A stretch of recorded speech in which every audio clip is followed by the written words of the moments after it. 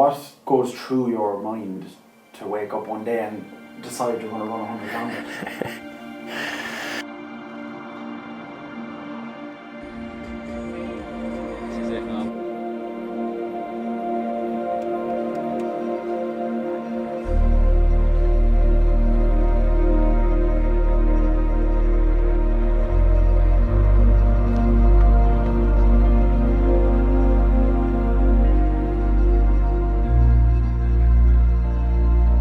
It wasn't a one-day wake up and let's run 100 kilometres. It was more so a build-up over a couple of years of I want to do something to have an impact. It wasn't one morning I'm going to run 100 kilometres. It was when, say, things maybe happened to me when I was, we'll say, 17, as I said before. Everything was fine up until I was 17, and then I grew up pretty quickly. And then since that day, it was, your eyes started to open up to the struggles that a lot of people go through. And I always knew I wanted to do something. It just so happens that that turned out to be 100 kilometres. It's a lot of pasta, this. What's on the menu this evening? What's on the menu? Pasta, and a lot of it, and then chicken and a sauce of some sort, but I haven't decided that bit yet.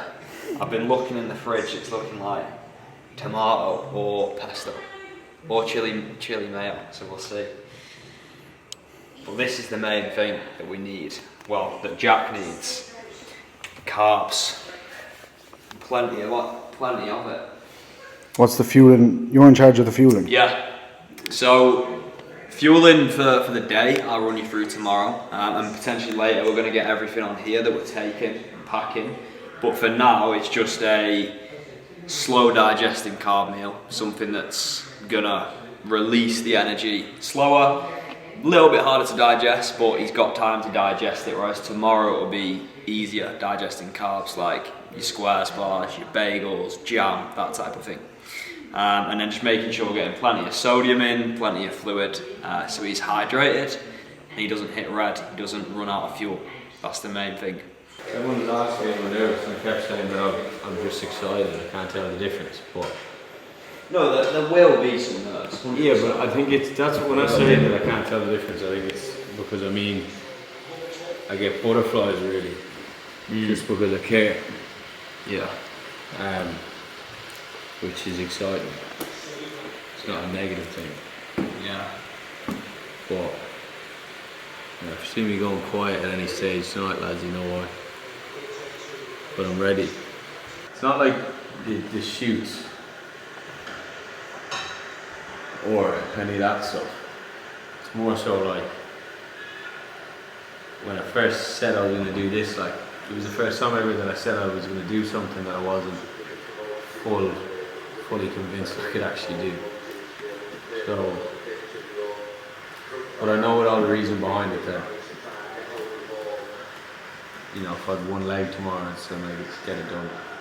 Such a big goal that there's a possibility that you couldn't do it, that you mightn't do it. That was the thing in the beginning, because I actually, funny enough, I didn't even tell anyone how I came up with all this, but I had the idea of it. Originally it was 80 kilometres. And I didn't think I could do something like that. So I went following Ned Brockman. Remember that, Jake? I went to that run with Ned Brockman. Yeah. He was on a random, like I was fanboying him, he ran the length of Australia. And he's just this mad fella who's not too different to any of us.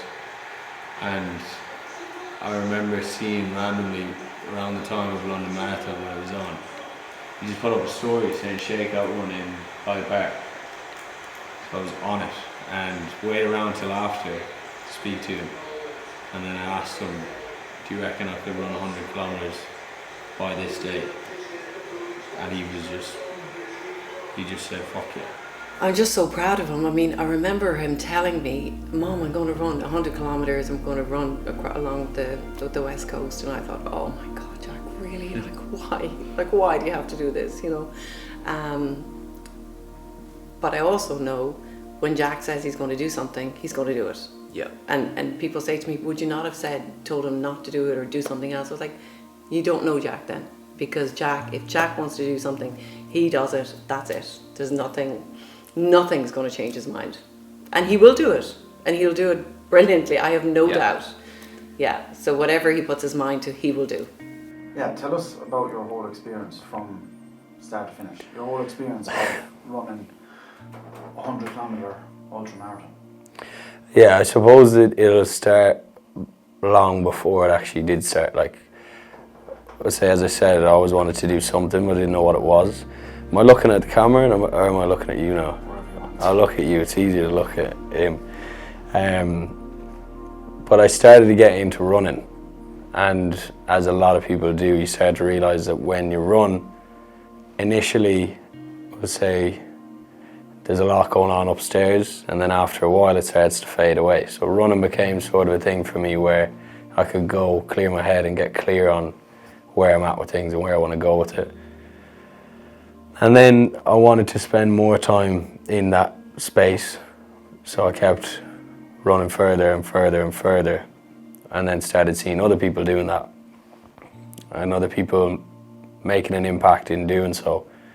So I started to tease at the idea of running an ultra, and this was the first time that it was something that I actually didn't know I could do when I first thought about it. I've done shoe preps before, I've done, diets that I thought were hard, but running an ultra is a different type of hard, as we said. And I remember I was sitting on the idea and I'd mentioned it to my parents, and they were stressed as usual and thought I was nuts, but as they'll probably tell you, once I've got an idea, I'm probably going to do it. And then I was still unsure if I could do it. And then I met Ned Brockman in London, which was sick. I met him, I remember I just told my parents, and then out of nowhere, it was before London Marathon, he put up on his story, shakeout run in Hyde Park. And I knew this was my chance to speak to someone who was, I thought at the time, quite similar to me. I could actually just ask, can I do something like this? And I went to their shakeout run, waited around after, got a chance to speak to him, and I said, look, I'm thinking of running 100 kilometres on this date. Do you reckon I have enough time, and if I can do it? Because at the time I hadn't even ran a marathon yet. I think I'd ran 30 kilometres. And he just said, fuck yeah. And he said two things. One, it's gonna ruffle a few feathers with seasoned runners because you've not ran full marathon. And then the second thing he said was, the pain gets bad, but it doesn't get any worse. And then after that, I knew I could do it. It was set in stone. It was just about, when am I going to tell people I'm going to do it? So I started training. And I think that's where people started to turn heads a little bit, because I was ramping up these miles out of nowhere from someone who didn't really have a background in running. I didn't have any medals, no nothing. And I just kept running further and further and further. And people started to ask questions, and then I had a photo shoot prep in Marbella, and when I came back, that's when I was going to announce it, and I did. Doesn't matter how we're feeling, really. That being said, like, all you boys are, all you boys are part of it as well. Like, it's not just me, and I'm not naive to the fact that we're all going to be on the road for about 14 hours together. Like, so I appreciate it, first of all. It does mean a lot. So what we're going to do is we'll break it up into 20 kilometre stints. I'd say elevation straight away. Get you horizontal. What does Jack doing this run mean to you? It's probably a tougher question because it's very close to my heart, but such.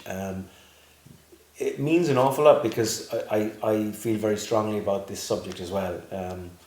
I was hospitalised myself a number of years ago and recently had another relapse. So I know what depression is like, and I know what anxiety disorders are like, and they're unless you've been there, you can't understand how dark or what a horrible place it is. So I just think that, yeah, I lost another good friend to suicide a month ago, and Jack and his older brother have lost friends as well.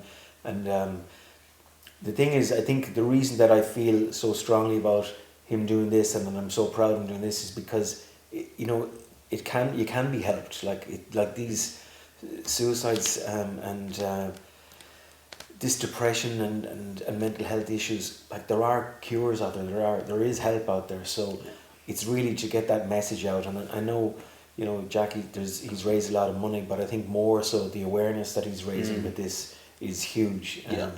And just to get that message across to people that, you know, just ask for help. It's easier said than done, because sometimes most people go too low before they get a chance to ask for help. Yeah. So I think you need to ask for help at the early stages when you're struggling.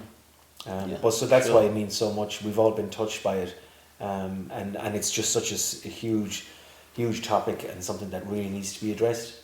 The awareness that you made around, you know, bringing Movember into it and all the fundraising you've done, put the pressure on you then to think, right, I have to go and do this now. Did that make it easier, or did that make it harder? I don't think there was a change in pressure. I think I felt the pressure for a while before I even announced it, but I always knew I was going to do it.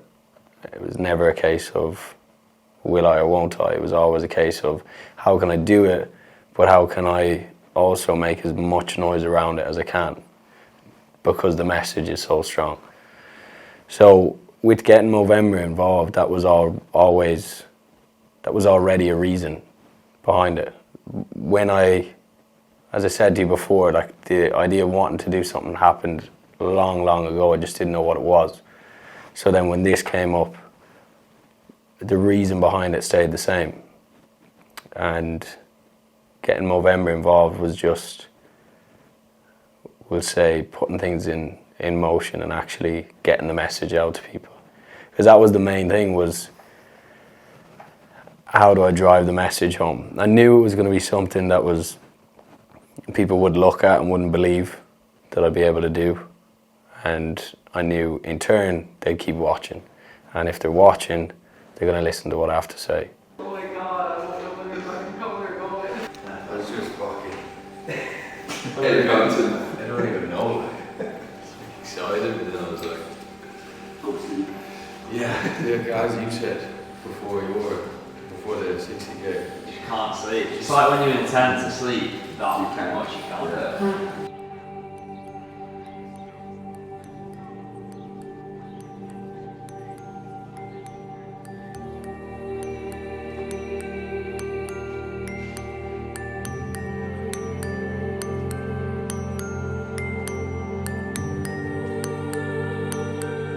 And the 100 kilometres itself, tell us about that.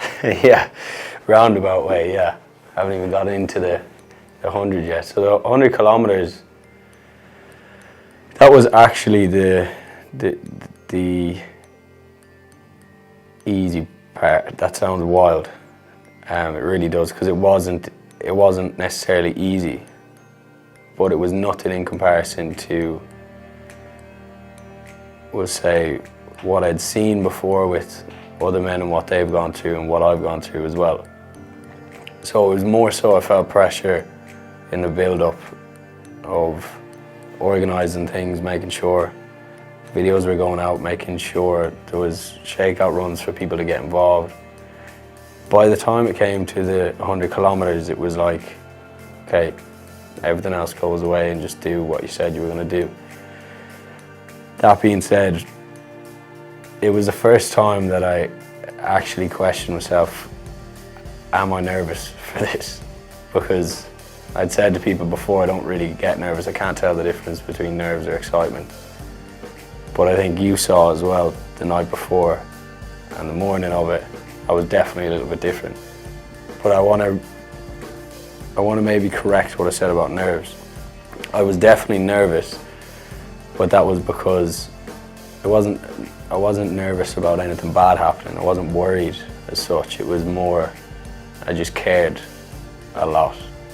deeply about what I was about to do. And that in itself that's exciting. This is Ramstone. Last time I was here, I was necking a few points, so it's a little bit different today. I think Conor remembers. Oh, fuck yeah! Oh, ramp it up! Ramp it up! Jesus, what? Give him the mic! Give him the mic! Oh, God. Don't know what happened, but it sure don't add up on paper. Bang! See, the run itself was such a mad journey in itself, that there's so much that happened that it's tough to pinpoint. Or when someone asks how it was, I struggle to put it into words. For that first 20 kilometres, you were probably buzzing. You were running in the dark, and you were probably thinking. That was a funny, yeah. I think that a lot of people ask me what was going through my head on the run, but it was the lead up into the run that was arguably the toughest part mentally. Maybe not the toughest, but it was tough to get ready for that run, if that makes sense, because I had to do a lot of work on my mental.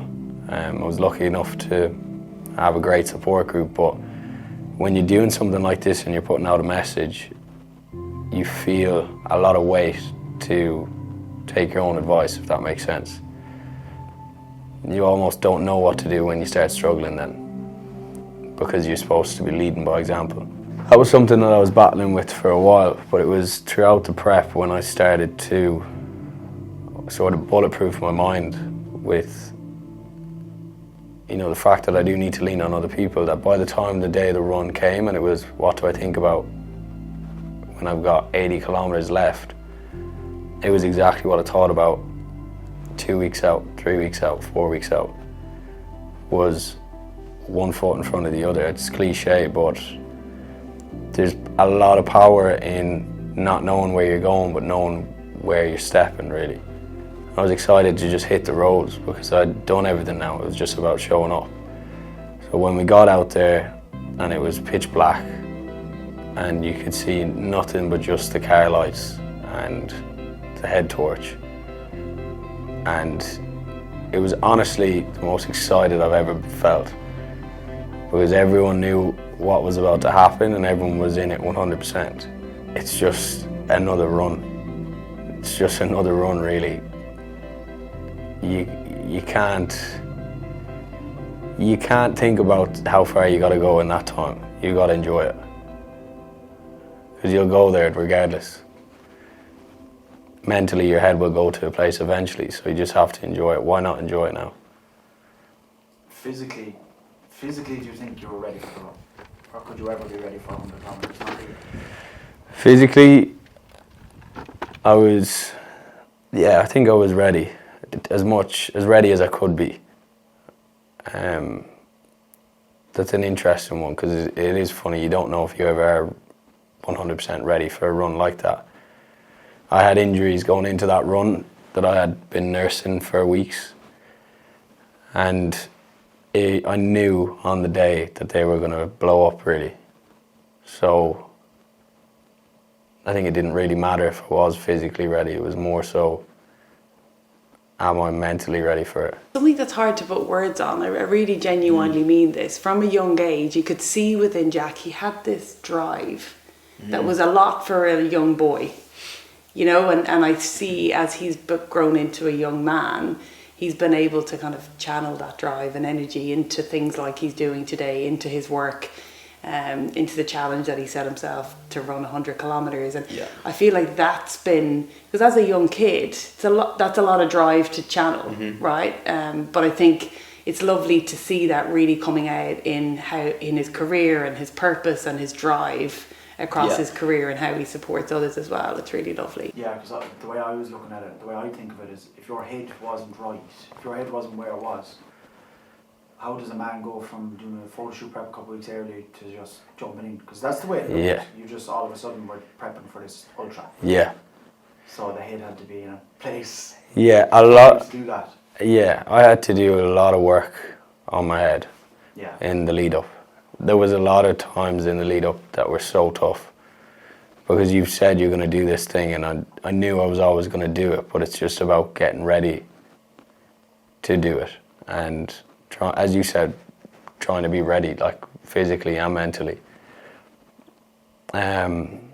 It was more so, yeah, I had a lot of time to sit with my thoughts and get used to it, because that's the way it was going to be on the day. I was going to have a lot of time to myself. So when you're prepping on these runs, and I was doing the 50-kilometer run, you're sort of imagining that you're running the 100-kilometer run. Like I'd said to you lads, I've done this in my head a million times, because you can't get to race day and then, or the day of the run, and it can't be new to you. So a lot of people didn't see, they saw the physical prep, they saw the long runs, but they didn't see what went on with my head. And that's the simple fact that you do need to work on your head, regardless, whether there's a run coming up or whether it's life's giving you a bit of a kick. You've got to acknowledge that and do whatever it is you need to do, whatever it takes. And not whatever it takes in a way of, I'm just going to slug it out. Clutch straws. Call your mates. I did. Call your mum, call your dad, call anyone. And just get some guidance, get some help. Because more often than not, the perspective will change everything for you. So in the lead up to that run, I'd gone to a place mentally that when the run it came itself, it was nothing new to me. And when I did need to lean on people, it wasn't new to me either. We just had a laugh at that first one.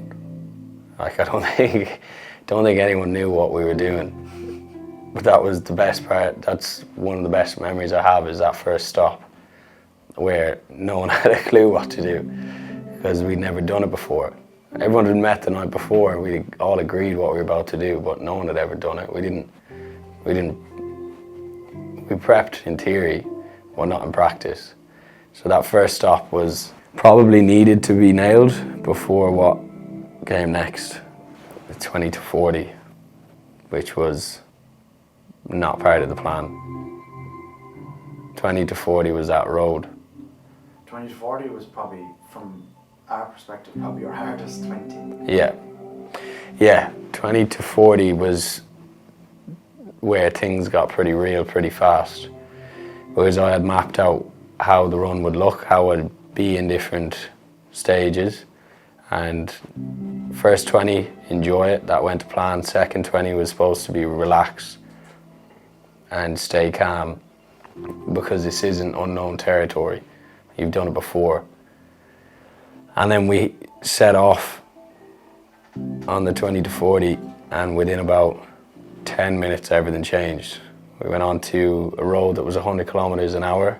Got nailed by a car then. It was literally got that close to us. I'll just stay behind you for the full thing.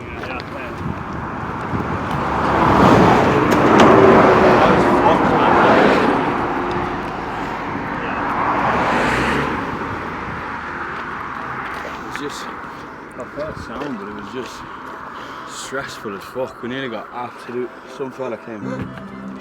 And I'd heard people, ultra runners, speaking about highways and stuff before, and I'd never really understood it until you're on one, and each car flying past closer and closer, and all you're trying to do is relax. There was no relaxing. That was where everything got pretty real. Like, from our view, you looked fine, you know what I mean? Like, all the cars were being sound, but like, it's obviously when you're there and you're just seeing cars coming past. By the time we got to stop 2, I was a bit overwhelmed, because what was supposed to be the easy part turned into one of the hardest parts. And then you're staring down the barrel of 40 to 60, where you've never gone as far as 60 kilometers before. First of all, bro, so proud of you. Proud of the man that you become, the legacy that you're building. And today is going to be a challenge. It's not going to be easy. It's going to be you versus the mindset.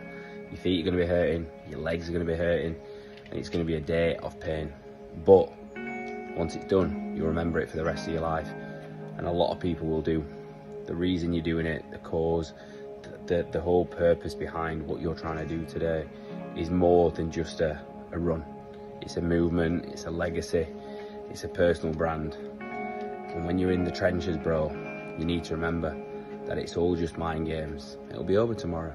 You just need to strap in, dig deep, find that inner devil. The way that you talk to yourself today on this run will determine the success of it, and I believe in you every step of the way, bro. That was when my legs started to blow up, because I had been dealing with issues with them before. My meniscus, my left knee, my both IT bands, my peroneal tendon, and my foot, and my Achilles had blown up basically. So you're not in the best shape with, we'll say, what, 60 kilometers to go. So that's when things sort of, if I wasn't ready mentally, that's when everything would have become a nightmare. But because I was so equipped with dealing with things, I was able to get around it.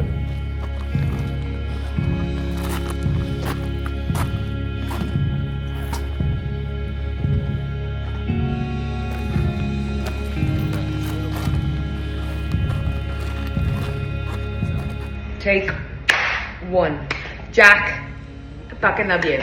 And I'm so freaking proud of you. Not only am I proud of you today and for this run, I'm proud of you every day. Like, watching you go from my little baby brother to one of the best people and men I know has just been literally amazing. And I'm so proud of you. With this run, if there's anyone that can do it, it's literally you. I think we knew from the age of when you were about 1.5 or 2 that you just don't say no to Jack Rooney, and Jack Rooney doesn't say no to anything that he wants to do. Your determination is like no one else that I know, so I know you can literally smash this out of the park. So you've got it, and you've got so much support, and we love you so much. It's such an amazing thing that you're doing, and I wish I could be there. I love you so much, and I'll see you soon. Do you want to wipe anything? Clean yourself? Yeah. Stop it. No, but it's just you, in the run-up, you spend so much time trying to organise everything and making sure that it all goes right, and especially with the shakeout run and wanting to, just being able to get everyone involved and wants to get involved and organising it properly. So then you kind of forget about, you never forget, but sometimes the why isn't at the forefront all the time. It takes video like that to just set me off. And 60 to 80 was a busy one. Let's go, you fucking dog. How are you, bro? Just smashing it. Repeat. Keep going, bro, right? Yes, boys. Yes, boys. Through that. 5'8", and I feel good now. I think for a period there of just slugging it out, I feel like the first 10 after that stop is always the worst when you're trying to get back into it. The boys were joining me for the beginning, but then after a while I just needed to chill out my own for a bit. And just your head starts bouncing around the place, so just focusing on, as cliche as it sounds, one foot in front of the other, but not long now, and I'm feeling good. Yeah, feeling good. Legs are a bit sore, but I always knew that was going to happen. Stock up a little bit so we can charge a few different things and then rip it until 80k. See how we get on. 60 to 80. 60 to 80 was a bit of a nightmare. The plan was to head out with Tiernan and Jake and just have some company, and then there was going to be some people that joined then. And I think I was maybe 5 or 10 kilometers in with the lads, and I just turned around to them and I said, I need to do this part on my own, because I couldn't relax.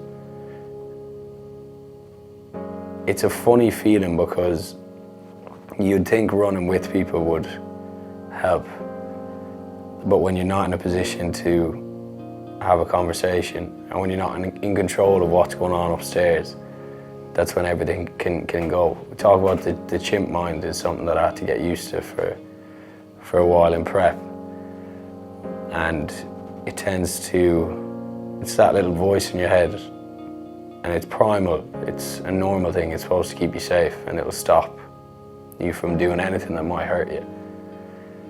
But if you're not aware of that voice, and if you're not in control of it, that's when you can start to spiral. I'm just so proud of him. Like, he's achieved so much, and well, it hasn't been easy at times for him. I'm just super proud. It's making me emotional.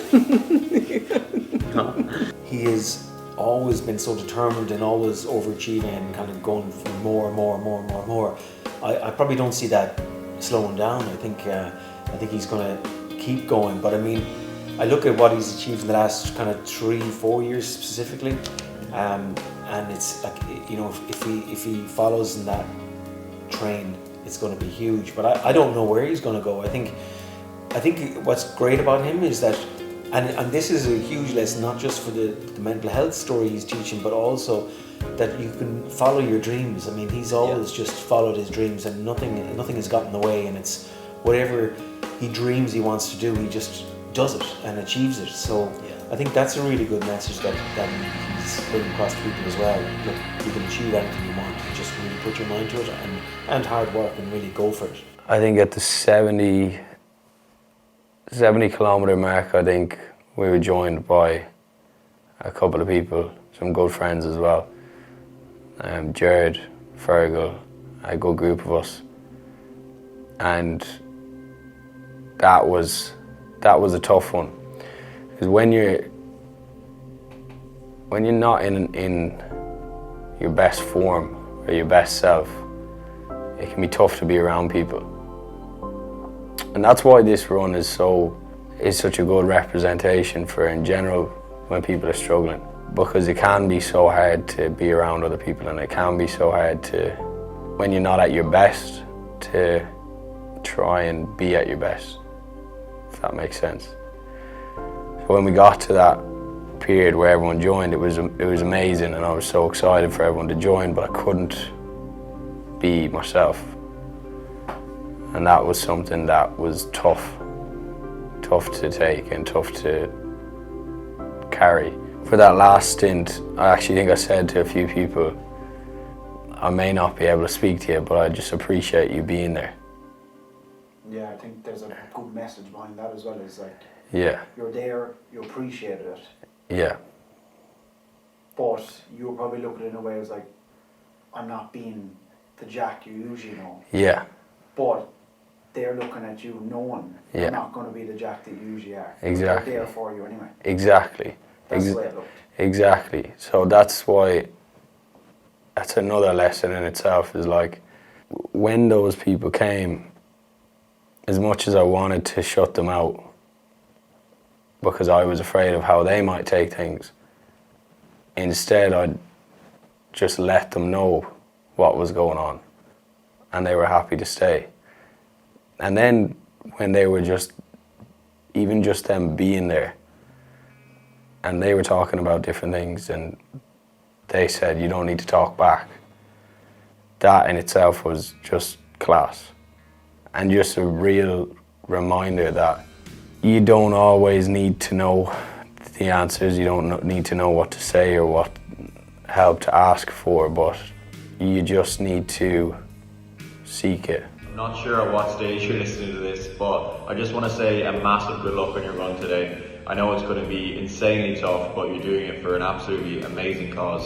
I'm so happy that you're doing it for mental health. Obviously, with Heinzie passing away a year or so ago, I know he'd be looking down with a smile on his face, and he always had great time for you, so that's so amazing. And of course, John will help you every step of the way, and obviously with their family members who struggled with this in the past. I just want to say I'm so proud that you're doing this, and it really brings a smile to my face. Proud to always call you my brother. You've been absolutely smashing it of late, and this is helping you blow up even more. I always knew you were going to be a success in some sort. I never knew what. Everything changed constantly, but look, I'm so proud of you. Go smash this. Enjoy time with friends and family after, because this is an achievement that is absolutely insane. And not everybody can say they ran an ultra across Ireland. I knew there would be people waiting for me when I finished, and that meant so much to me, because that meant that there was an impact here, and that was another reason to keep running.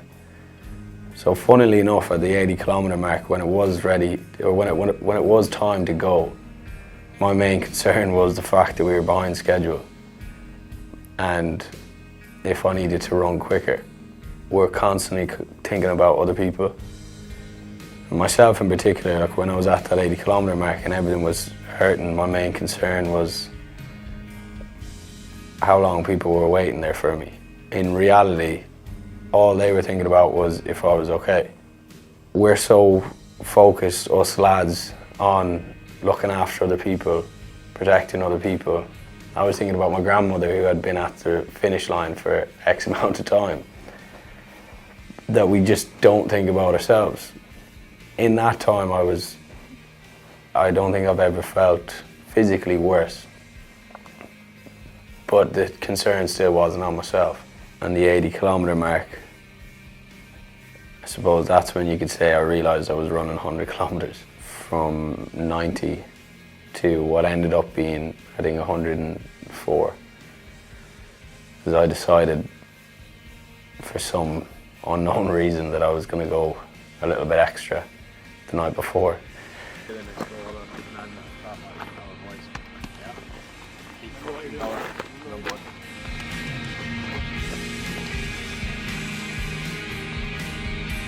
Your whole body wants you to stop, and your mind and your body are in complete disagreement. Is something that's a very, very foreign feeling. Everything. Everything. Stomach and knee gone. Achilles is gone. Everything's gone. You can see the finish now, bro. It's done. It's fun. Yeah. It's fun. I'll deal with that shit tomorrow. Exactly. Exactly.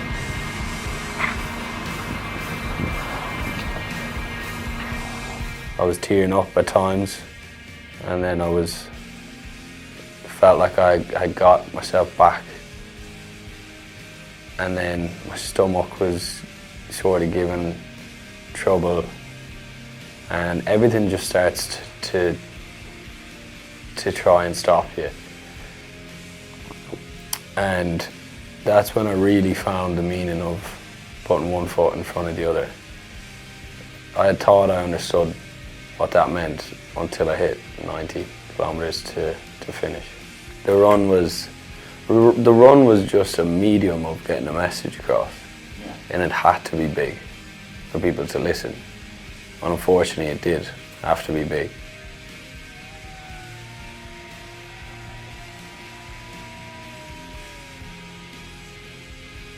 But that's what it was, man.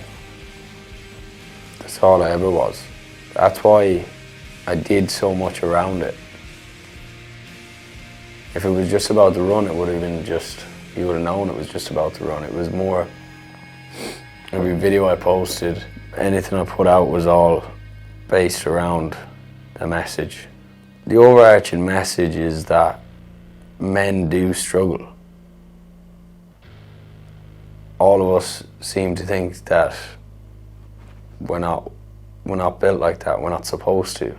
So then when you do, you feel like you're not living up to the purpose of being a man and being strong and looking after everyone else. And what I'm trying to say to people is, it doesn't mean that, I think what a lot of men look at mental health and they say, okay, well, fair play to them for getting help, but I'm not struggling really. You know, I'm not that bad, and I can probably just get on with it. But what I'm trying to get across is there doesn't need to be an entry level to this. There doesn't. I thought there did. There was years where I probably should have got help, after everything that happened when I was 17 and everything that happened after that, and the turmoil I went through in trying to mature from it while never dealing with the baggage that came from it. That's what I thought. I'm okay though, like I get it, it's easy to talk about mental health and tell people to get help, but I thought, yeah, I'm okay though, not that bad. And I've realised that no, there is no certain level where, okay, now I qualify to get some help from someone. The problem is just that there is a barrier, and that people think there is a barrier. Because when someone's struggling and no one else knows it around them, when they could be getting some sort of help, they tend to go further and further and further down the path of struggling until it gets to a point where people spiral. And then maybe, just maybe, they finally realise they need to get help. But the danger is when someone doesn't realise. And if only we just normalise the fact that sometimes, as a lad, I keep saying leg up because it sounds a lot better for us lads. That's all it is sometimes. Sometimes it looks like calling your best mate and saying, oh, fuck, I'm just struggling with this, I'm struggling with that, or I don't feel myself. And even if just that conversation with your friend helps, that's what we're going for as well. And if it doesn't, then maybe seek more help. But the problem is in the idea that it's not a strong thing to do, because it is the strongest thing you can do. And I keep saying everyone has this opinion that men need to be strong and protect. I grew up on that. We're wired that way. That's not something you can change as a man, and I'm not trying to change that. But what I am saying is you can't pour from an empty cup. And sometimes, again, you need that helping hand or that leg up to stand up and be the best version of yourself and be the strongest version of yourself so that you can look after others. But it starts with yourself. And then you can see that on that run.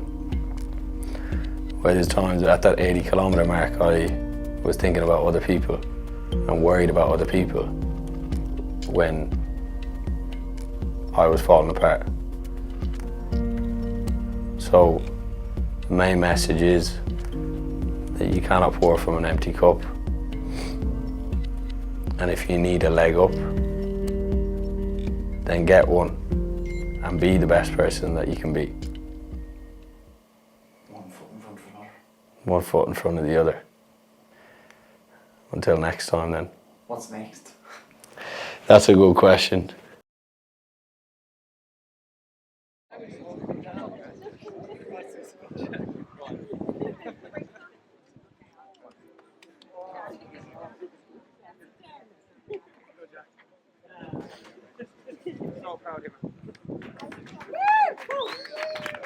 How are the legs? I've stood up for long enough, so it's starting to get me. I'm absolutely baffled at this. And just want to say thank you to absolutely every single one of you that came out. That was hands down one of the worst and best things. The boys will tell you. And honestly, I could not have done it without you lads. It just makes it that bit better. Sometimes all you need is a little leg up, and that's what I've been trying to do with this whole ultra prep. So.